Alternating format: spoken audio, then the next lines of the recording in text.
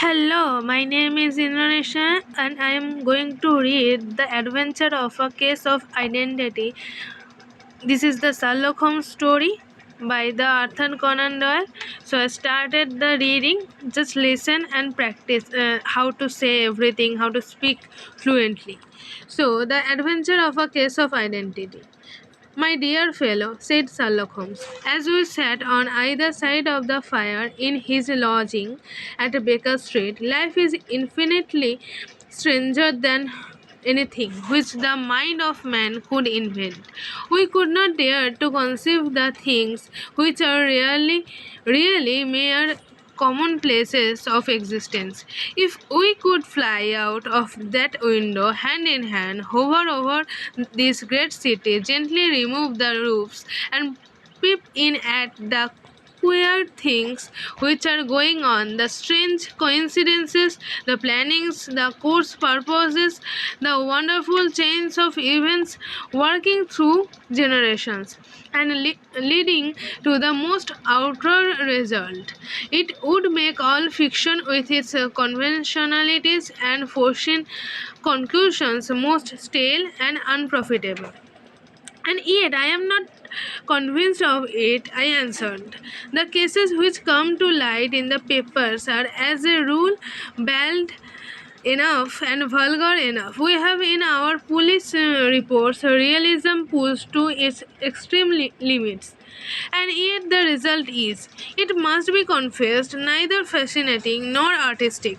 A certain selection and discretion must be used in producing a realistic effect, remarked Holmes.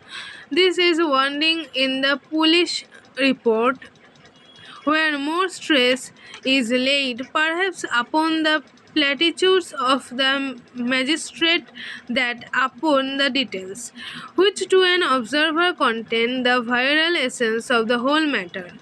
Depend upon it, there is nothing so unnatural as the commonplace.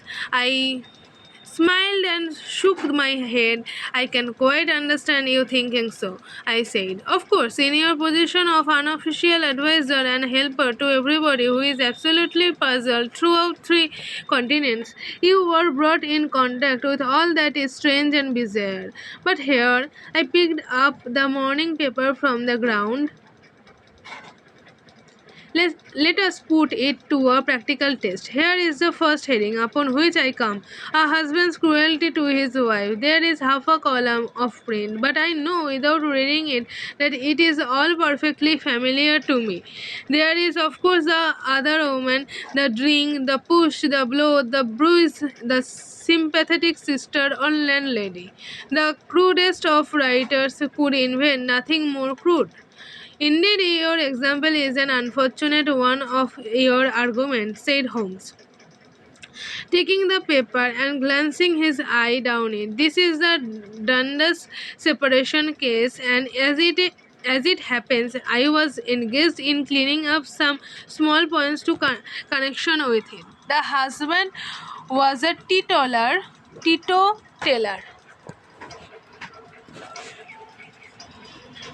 Where it goes, I think I couldn't find out. Do you get that?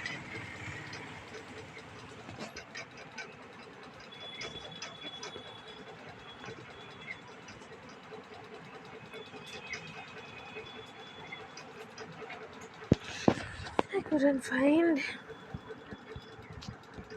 Yeah, I get it.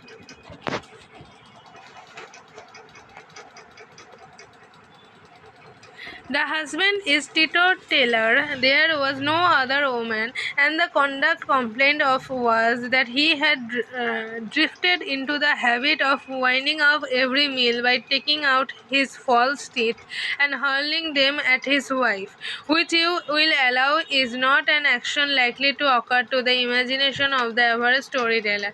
Take a pinch of snuff, doctor, and acknowledge that I have scored over you in your example. He held out his snuff box of old gold with a great amethyst in the center of the lid.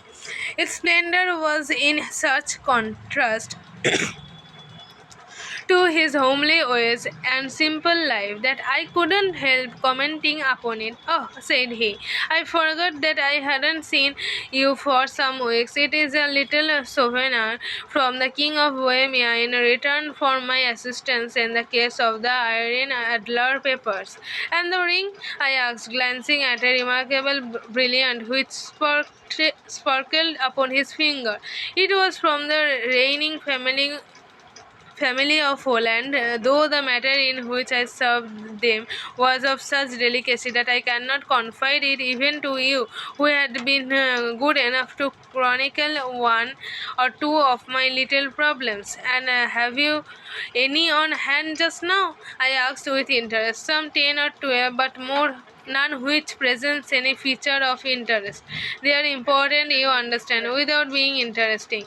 Indeed, I have found that it is usually in unimportant matter that there is a field of the observation for the observation and for the quick analysis of cause and effect, which gives the charm to an investigation. The larger crime are apt to be the simpler, for the bigger the crime, the more obvious as a rule is the motive. In these cases, save for other rather intricate matter which has been referred to me from Marcellus, there is nothing which presents any features of interest. It is possible, however, that I may have something better before very many minutes are over. For this is one of my clients, or I am much mistaken. He had risen from his chair and was standing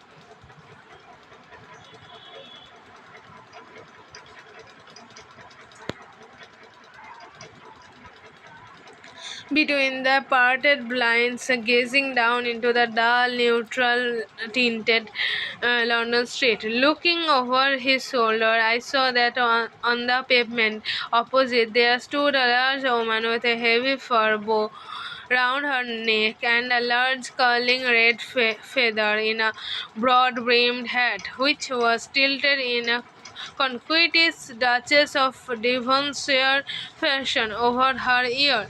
From under his great panoply, she peeped up in a nervous, hesitating fashion at our windows, while her body oscillated backwards and forwards, and her fingers fidgeted with her glove buttons. Suddenly, with a plunge as of the swimmer who leaves the bank, she hurried across the road, and we heard the sharp clang of the bell. I have seen these symptoms before, said Holmes, throwing his cigarette into the fire. Oscillation upon the pavement always means an affaire de choir. She would like advice, but is not sure that this matter is not too delicate for communication, and yet even here we may discriminate. When a woman has been seriously wronged by a man, she no longer oscillates, and the usual symptom is a broken bell wire. Here we may take it that there is a love matter, but that the maiden is not so much angry as perplexed or grieved. But here she comes in person to resolve our doubts. As he spoke, there was a tap at the door, and the boy in buttons entered to announce Miss Mary Sutherland, while the lady herself loomed behind his small black figure like a full-sailed merchantman behind a tiny pilot boat. Sherlock Holmes welcomed her with the easy courtesy for which he was remarkable, and having closed the door and bowed her into an armchair, he looked her over in the minute and yet abstracted fashion which was peculiar to him. Do you not find, he said, that with your short sight it is a little trying to do so much typewriting? I did at first, she answered, but now I know where the letters are without looking. Then, suddenly realizing the full purport of his words, she gave a violent start and looked up with fear and astonishment upon her broad, good-humored face. "You have heard about me, Mr. Holmes," she cried. "Else how could you know all that?" "Never mind," said Holmes, laughing. "It is my business to know things. Perhaps I have trained myself to see what others overlook. If not, why should you come to consult me? I came to you, sir, because I heard of you from Mrs. Etheridge, whose husband you found so easy when the police and everyone had given him up for dead. Oh, Mr. Holmes, I wish you would do as much for me. I am not rich, but still I have 100 a year in my own right, besides the little that I make by the machine, and I would give it all to know what has become of Mr. Hosmer Angle." "Why did you come away to consult me in such a hurry?" asked Sherlock Holmes, with his fingertips together and his eyes to the ceiling. Again a startled look came over the somewhat vacuous faces of Miss Mary Sutherland. "Yes, I did bang out of the house," she said, "for it made me angry to see the crazy way in which Mr. Windybank, that is my father, took it all. He wouldn't go to the police, and he would not go to you, and so at last, as he would do nothing and kept on saying that there was no harm done, it made me mad, and I just on with my things and came right away to you." "Your father," said Holmes. "Your stepfather, surely, since the name is different." "Yes, my stepfather. I call him father, though it sounds funny too, for he is only 5 years and 2 months older than myself. And your mother is alive?" "Oh, yes, mother is alive and well. I wasn't best pleased, Mr. Holmes, when she married again so soon after father's death, and a man who was nearly 15 years younger than herself. Father was a plumber in the Tottenham Court Road, and he left a tidy business behind him, which mother carried on with Mr. Hardy, the foreman. But when Mr. Windybank came, he made her sell the business, for he was very superior, being a traveler in wines. They got to 4,700 for the goodwill and interest, which wasn't near as much as father could have got if he had been alive." I had expected to see Sherlock Holmes impatient under this rambling and inconsequential narrative, but on the contrary, he had listened with the greatest concentration of attention. "Your own little income," he asked, "does it come out of the business?" "Oh, no, sir. It is quite separate, and was left me by my uncle Ned and Auckland. It is in New Zealand stock, paying 4.5%.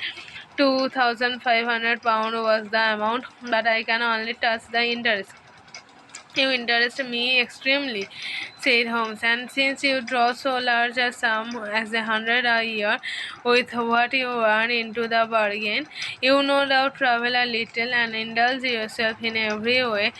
I believe that a single lady can get on very nicely upon an income of about £60. I could do with much less than that, Mr. Holmes, but you understand that as long as I live at home, I don't wish to be a burden to them, and so they have the use of the money just while I am staying with them. Of course, that is only just for the time. Mr. Windybank draws my interest every quarter and pays it over to mother, and I find that I can do pretty well with what I earn at typewriting. It brings me to pens a seat, and I can often do from 15 to 20 seats in a day."